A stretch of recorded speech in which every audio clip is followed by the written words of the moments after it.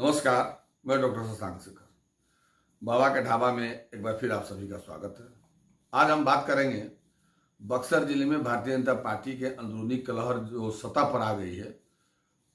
एक और जो चुनाव का समय एकदम नजदीक आ गया और अब चुनावी फिजा में जहां रंग बदलने लगी है और उस रंग में भंग डालने के लिए पार्टी संगठन में कई तरह के गतिरोध शुरू हो गए हैं। रोज एक वीडियो वायरल हो रहा है, रोज किसी नेत्री का बयानबाजी हो रहा है, जिला अध्यक्ष को लेकर कई तरह के सवाल खड़ा हो रहे हैं। और आज भी ब्रह्मपुर में हुलास पांडे का वहाँ चुनावी सभा था जिसमें पार्टी के राष्ट्रीय अध्यक्ष जेपी नड्डा और लोजपा प्रमुख चिराग पासवान आने वाले थे। और वहाँ भी कार्यक्रम में संचालन और तमाम चीज़ों को लेकर वहाँ के भाजपा के वरिष्ठ नेता निमेज के पूर्व मंत्री ऋषिकेश तिवारी के बेटे धीरेन्द्र तिवारी भी ने अपनी नाराजगी जाहिर की है।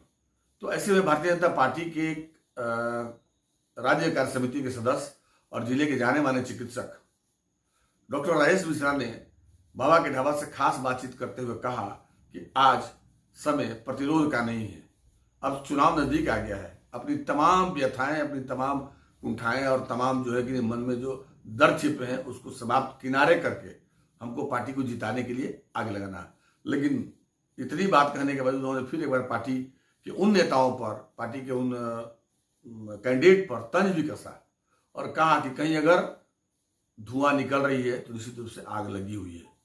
और आग तब लगती है जब पूरी तरह आग लग जाती है तो धुआं नहीं निकलता है। लेकिन यहाँ भी शुरुआती दौर में धुआं नजर आ रहा है, लोग प्रतिरोध कर रहे हैं। तो उस धुआं को बंद करने, चूंकि वो धुआं इसलिए नजर आ रहा है कि आग अभी धीरे धीरे सुलग रही है और उपले कच्चे हैं, कच्चे उपले हैं, इसलिए धुआं आपको नजर आ रहा है।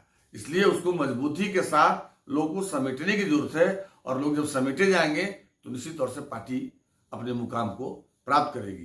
खैर, एक बार फिर उन्होंने कहा कि अब समय नहीं रहा है। तमाम साथी जो भी पार्टी संगठन से जुड़े हुए हैं लोग, वे आगे आकर पार्टी कैंडिडेट और पार्टी के पक्ष में अपना सहयोग प्रदान करें और तमाम नाराजगी को दूर करें। देखिए डॉक्टर राजेश क्या कहते हैं। देखिए, आजकल मैं भी देख रहा हूँ मीडिया में और लोगों के माध्यम से कई ऐसे अंतर्कलह तो दिख रहा मुझे, कुछ नाराज़गी दिख रही है। लेकिन अब ये समय नाराज़ होने का नहीं है। हम सबको एकमत होके, एकजुट होके पार्टी को मजबूत करने के रास्ते में कदम बढ़ाना चाहिए, नाराज़गी दूर करनी चाहिए। लेकिन हाँ, जो नेतृत्व कर रहा है उनको भी इस बात का ध्यान रखना चाहिए क्यों नाराज़गी हो रही है। इस नाराज़गी को हम लोग दूर करें, नहीं तो इसका नुकसान हम सबको भुगतना पड़ेगा आने वाले चुनाव में। अभी देखिए, जब धुआं उठता है तो कहीं ना कहीं तो आग सुलगती है। और धुआं ज़्यादा कब उठता है? जब गोईठा कच्चा हो, इमैच्योर हो, गोईठा पका हुआ नहीं हो। तो हम क्यों ऐसे गोईठे में आग लगाते हैं कि धुआं उठे? गोईठा को हम लोग को पक्का करना है, कच्चा गोईठा नहीं। तो उस धुएं को शांत करना है, आग को नहीं जलने देना है, आग को बुझा के काम करना है। सबको एक साथ एक मत होकर एक प्लेटफॉर्म पे आगे बढ़ना चाहिए। लेकिन हाँ, किसी भी सीनियर कार्यकर्ताओं का निरादर नहीं करना चाहिए। आज हमारी पार्टी कार्यकर्ताओं की पार्टी है, एक संगठन है, एक व्यवस्था है, एक सिस्टम बना हुआ, एक प्रोटोकॉल है। उसको कोई तोड़े नहीं तो इसका खामियाजा भाई हम सबको भुगतना पड़ेगा। और हम नहीं चाहते कि जो हम लोग विगत कुछ वर्षों से, लगभग एक दशक से जो हम लोग नुकसान में बक्सर को झेल रहे हैं वो नहीं हो।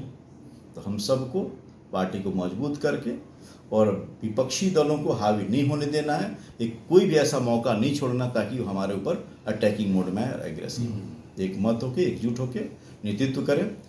कुछ हमारे ऐसे बयान भी मैंने सुना है कि जो हमारे शीर्ष नेतृत्व के लोग आते हैं, चाहे योगी जी हों या फिर अमित शाह जी हों, जो स्टेज है, प्लेटफॉर्म है, वहाँ पे वो जो मंच है, उस पे व्यवस्था में कहीं ना कहीं कुछ मुझे सुनने में आ रहा। इस बात पे आपको अभी कंट्रोल करना है, लगाम लगाना है, प्रोटोकॉल को आगे बढ़ाना है।